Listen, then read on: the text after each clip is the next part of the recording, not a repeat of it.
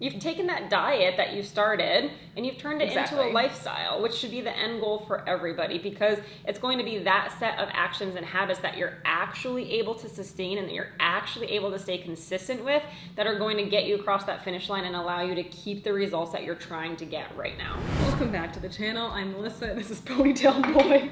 Does this arm look massive? Can you just see it? I can't see that far. It doesn't. I feel like it does. Can you look? Can you get up and look? I looked up there when I was up there. I had a popcorn bag in front of me. Can you just check one more time, please?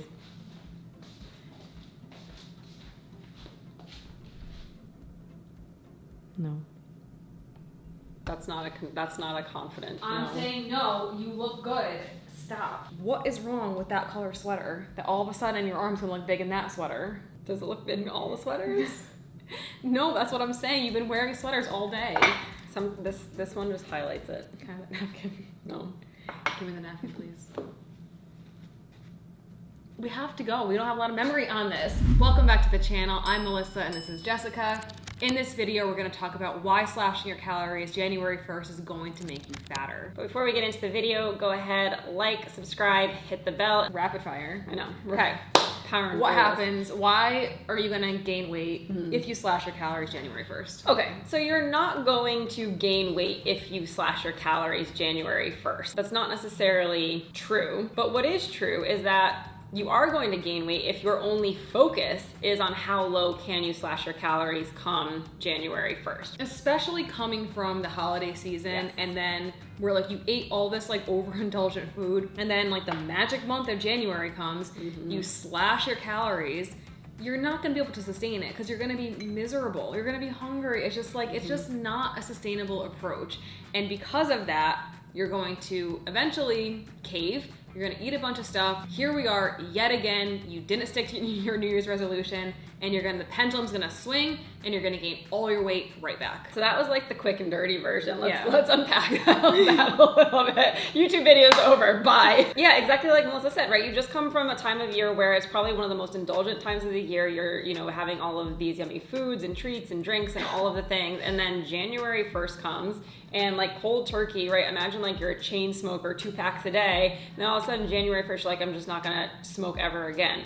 Highly unlikely. You're probably gonna be pretty miserable, have a lot of mood swings. It's gonna suck and it's not gonna feel good.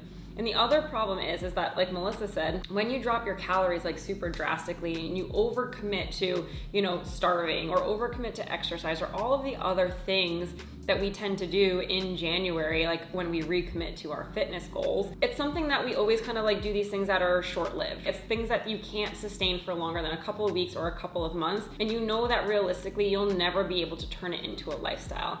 And the problem with that is that you end up setting yourself up for like this opportunity to, have a certain set of actions or habits when you're dieting and a different set of actions and habits when you're not dieting. Only focusing on those actions and habits like in January that are going to get you that quick weight loss result.